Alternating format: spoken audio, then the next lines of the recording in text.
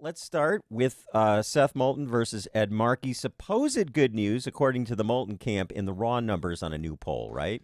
Well, supposed good news according to the Moulton camp. The Markey camp, I think, also sees some good news there. A poll came out from Suffolk University and the Boston Globe this week, which showed Ed Markey leading Seth Moulton 47% to 30% among likely Democratic primary voters.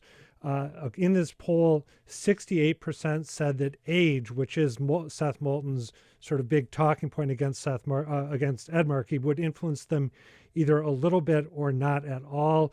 84% said they viewed Markey favorably compared to just 55% who said they viewed Moulton favorably. And yet, as you pointed out, the Moulton campaign is putting their own very positive gloss on this poll. How do you get a positive gloss out of those numbers? I mean, a 17-point lead in raw numbers and age, which is the big calling card. It's supposed to be generational change, according to Moulton. Let me tell you how the Moulton campaign is spinning it in a press release they put out to those of us who cover this sort of thing. First, they noted that in the last poll conducted by Suffolk University and the Boston Globe, back when we still thought Ayanna Pressley might hop into this contest, remember? Back in that poll, Markey was leading Moulton 45% to 22%, so he was down 23 points. Now he's just down 17. He's picked up 6 points, which the Moulton campaign, maybe with a little bit of hyperbole, is calling a surge.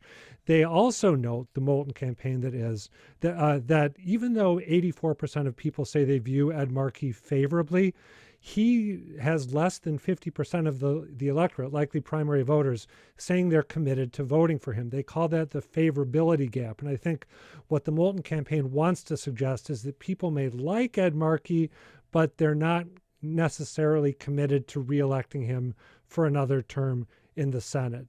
Also, on the age front, if you break the numbers down a little bit differently and add up people who say that age is either going to affect them a lot when they make their choice or affect them a little. In other words, that age will be a factor in some way, shape, or form.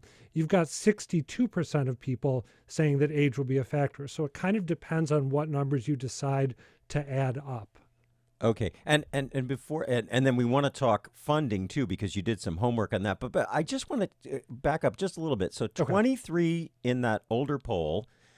Now 17. So they're saying headed in the right direction, and they're calling it a surge.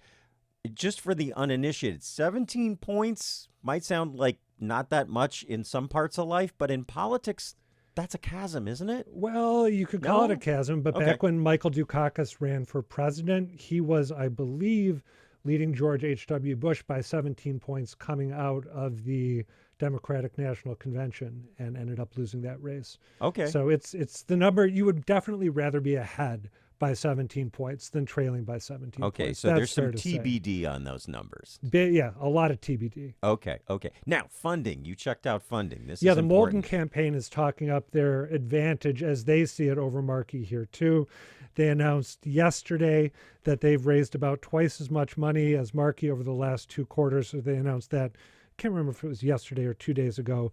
Since Moulton got in the race, he's raised $3.2 million, so almost double Markey. Also, they point out that Markey is spending more than he's taking in, that he's burning money as opposed to accruing it like Moulton. And they say that when it comes to cash on hand, Moulton leads Markey with $3.3 million, almost $800,000 more than Markey's got in the bank. Let me just ask you, why do we care about them saying, I've got more money or you're spending too much? Well, I think it's one barometer in addition to polls for who has momentum. If you certainly, again, you'd rather be ahead in the polls, you'd rather have more cash on hand. But if you're a candidate, especially a challenger like Moulton, who's struggling to get people to take you seriously, if you're 17 points down and dealing with a skeptical audience like one Mark Herz, who I know isn't convinced that that's within striking distance, if you can also say, yeah, but look, I'm raising a whole bunch more than Markey. People are more invested in my candidacy than they are in his, even though it's not necessarily showing up in the polls. That's something you want to be able to do to get people to take your campaign seriously. So I feel like part of what Moulton's trying to do is like paint Markey as like you're starting to slip. I think that's exactly right. Okay. Now, we want to get to this other race. Attorney Patrick Roath, as I said, going up against Stephen Lynch. with no less than 13 terms under his belt. Roath is also crowing about his Q1 fundraising.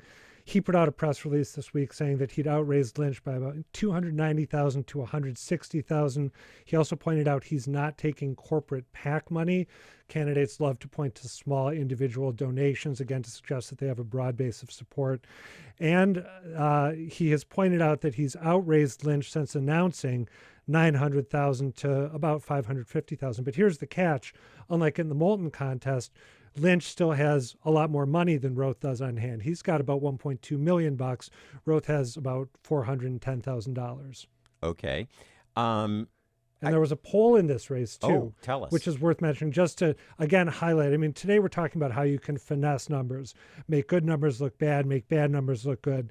Roath put out a poll showing Lynch beating him 62% to 36%, which you wouldn't think Roath would want to tout.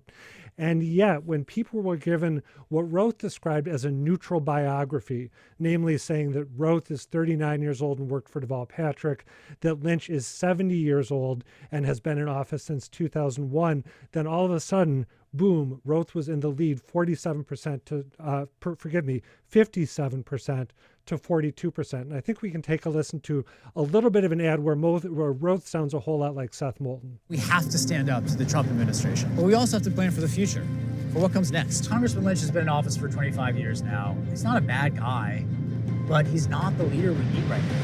Very Moulton-esque, but here's the catch. 80% of people still don't know who Patrick Roath is. And that's a number that is in a way sort of a red flag. It's great if you can get people to change their mind when you tell them a little about you, but if you can't talk to them or they're not paying attention to you, that's not so good. I mean, it's interesting because bringing up the ages of both of these guys, they've been around a long time. They're not unvital people, either of them, I think. Just listening to the tape of them that you have brought in now and again and we hear in our reports, they got a lot of energy. Right. We hear every now and then from members of Congress who have an advanced age who sound like it's exhausting just for them to get up in the morning or to have breakfast. And I don't think that's the case at all with Stephen Lynch or Ed Markey. So. And yet that's the line of attack that both these challengers are choosing to go with.